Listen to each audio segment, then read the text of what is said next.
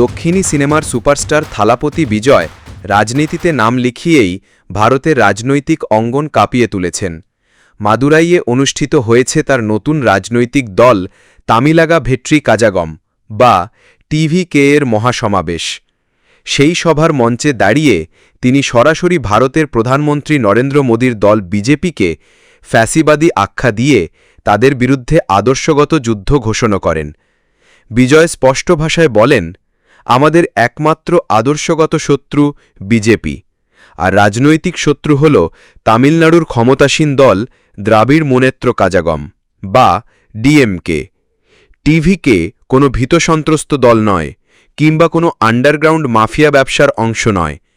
পুরো তামিলনাড়ুর শক্তিই আমাদের পাশে আছে। চলুন আমরা ফ্যাসিবাদী বিজেপি ও বিষাক্ত ডিএমকের বিরুদ্ধে লড়াই ঘোষণা করি। 2026 সালের তামিলনাড়ু বিধানসভা নির্বাচনে একলা চলো নীতি অনুসরণের ঘোষণা দিয়ে বিজয় নিজেকে তুলনা করেছেন সিংহের সঙ্গে।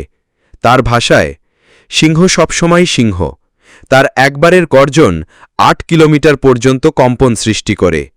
জঙ্গলে শিয়াল অনেক থাকে, কিন্তু রাজা থাকে একজনই, সিংহ। সেই সিংহ জানে কিভাবে টিকে থাকতে হয়। তিনি এই নির্বাচনী লড়াইকে তুলনা করেছেন তামিল রাজনীতির ঐতিহাসিক 2 বছর 1967 ও 1977-এর সঙ্গে। বিজয়ের দাবি, 2026 সালেও ঘটবে রাজনৈতিক জাদু। তামিলনাড়ুতে উঠে আসবে নতুন শক্তি।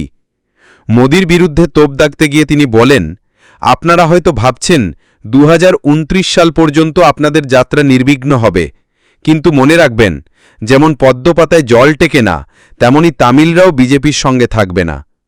প্রধানমন্ত্রীকে সরাসরি চ্যালেঞ্জ ছুঁড়ে দিয়ে বিজয়ের প্রশ্ন, এনইইটি পরীক্ষা বাতিল করুন, পারবেন কি নরেন্দ্র মোদী? আপনার একগুঁয়েমির কারণে আমাদের ছাত্রছাত্রীরা ভুগছে।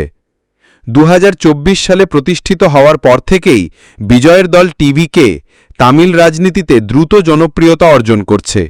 মাদুরাইয়ের সমাবেশে তার স্পষ্টবাদী ও আক্রমণাত্মক বক্তব্য মুহূর্তেই আলোচনার ঝড় তুলেছে।